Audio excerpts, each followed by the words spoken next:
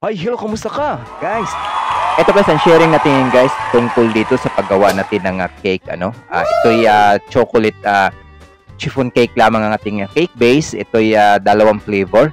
O ito, isa'y vanilla chiffon at saka isang chocolate chiffon. Ngayon naman guys, itong cake na ito, masasabi natin hindi orders, ano. Ito'y regalo lang natin sa ating kapatid, ano. Para naman kahit paano mapasaya natin siya ng konting bigay lang naman. Okay? Guys, sundan lang ninyo guys ha. Sundan ninyong mabuti ang ating mga ginagamit. Ang frosting ko dito guys ay always ECC pa rin, ano. Same procedure pa rin nung nauna nating cake na in-upload natin.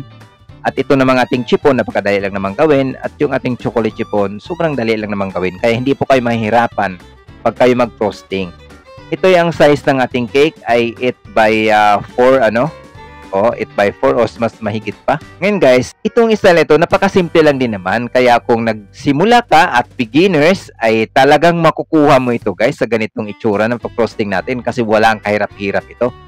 At take note ha, napakaganda din talaga ng ating ECC, ano.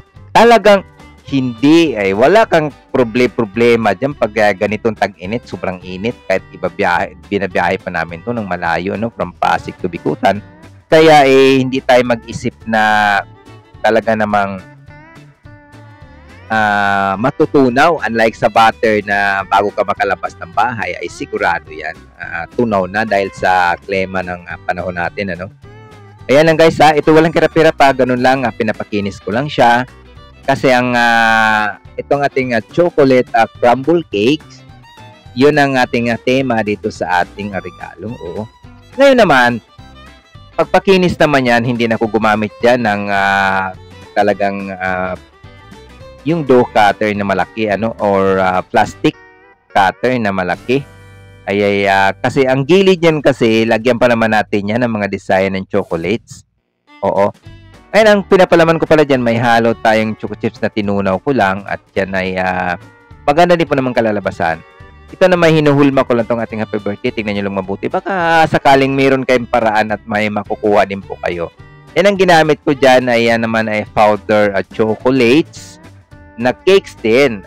Aking tinutuste dyan para aking magagawa din ganyan. Okay? Ngayon may idea na po kayo yan. Maraming salamat guys sa inyong pag-support sa ating baking channel. Ano? Sa Learn Baking with SNJ sa ating YouTube channel. Huwag niyong kalimutang i-subscribe guys ang ating YouTube channel. Puro din tayo mga baking tutorial. At syempre naman, ang ating personal account, Jesse Anoos, idamay nyo na rin. At dito sa ating Learn Baking with SNJ Facebook page, okay? Maraming salamat. Ayan, tanggalin na natin ang ating happy birthday, ano? Ayan, para makikita natin yung sulat. Ayan, ganun lang kasimple, maglagay tayo ng hulma dyan sa pinakagitna.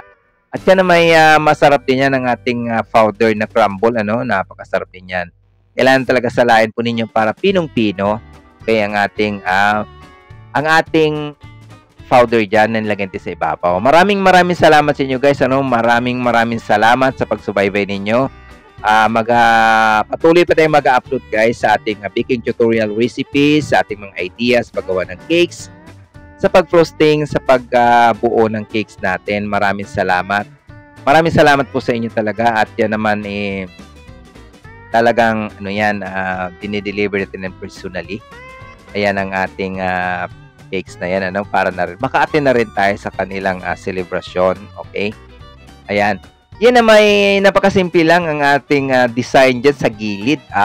Ganyan lang. Mga parang style fur lang yan ang nilagay natin sa gilid. Ayan. Para may tira pa naman tayong frosting para ito hindi masasayang. Ayan na ang kanyang final look, ano, ng ating napakasimple lang talagang chocolate crumble cakes na pangregalo po natin. The best po ito, pangregalo po ninyo sa inyong mga loved ones, sa inyong mga kapatid, magulang, or anuman. Basta maganda yan guys. Napaka-appreciate talaga yan. Okay, ayan na. Magde-deliver tayo. Papunta na tayo, ano. Ayan, medyo sobrang init. Alam naman init ng panahon. At kaya 2:00 ng hapon, dinan natin. At kaya pag-akyat natin yan, at siyempre nasa 4th floor pa sila, talaga namang hirap tayo nga umakyat pa. Yan na ang makulit na twin. Ayan ang ating birthday boy. Hawak-hawak na niya dahil 5 ang kanyang work. Kaya ayan naman ang kanyang may bahay, oh, si Manang, okay? Happy sila sa kanilang selebrasyon. Gano'n lang guys, kung may time tayo, i-bonding natin ang ating mga mahal sa buhay, asawa, anak, mga pamangkin man yung pamilya. Ayan, hinihiwa na natin. Ay, dito naman sa napakalambot nating cake, talagang nahirapan ko siyang maghiwa, ano, kasi sumasabay.